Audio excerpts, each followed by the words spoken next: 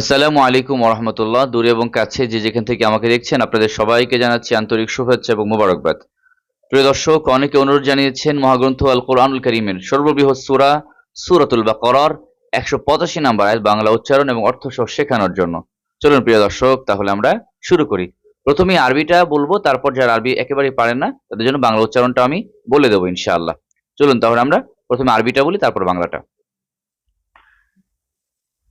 বিসমিল্লাহির রহমানির রহিম। দয়াময় পরম দয়ালু আল্লাহর নামে। আরবিটা শুরু করছি। শাহরু রমাদানাল্লাযী উনজিলা ফীহিল কুরআনু হুদাল লিন-নাসি ওয়া বায়্যিনাতিম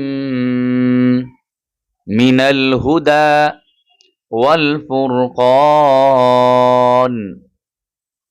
ফামান শাহিদা মিনকুমুশ শাহরা ফালইয়াসুম।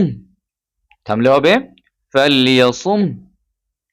এরপর ওয়ামান কানা মারিদান আও আলা সাফারিন ফাইদ্দাতুম মিন আইয়ামিন উখর। থামলে হবে উখর। এরপর ইউরিদুল্লাহু বিকুমুল ইউসরা ওয়ালা ইউরিদু বিকুমুল উসর। থামলে হবে বিকুমুল উসর।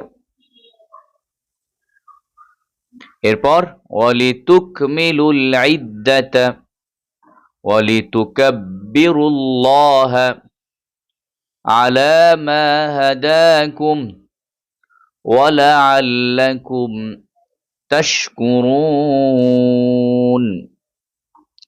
ওয়ালাআল্লাকুম তাশকুরুন। এবার আসুন বাংলা উচ্চারণটা আমরা বলি। শাহরু রমাদানাল্লাযী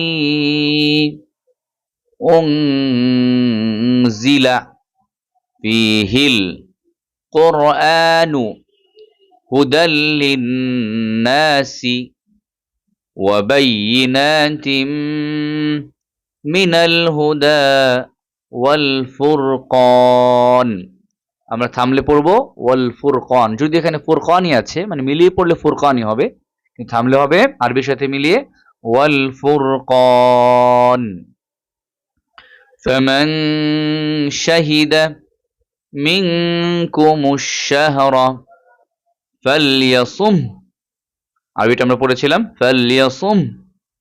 এরপর ওয়ামান কানা মারিদান আও আলা সাফারিন ফাইদ্দাতুম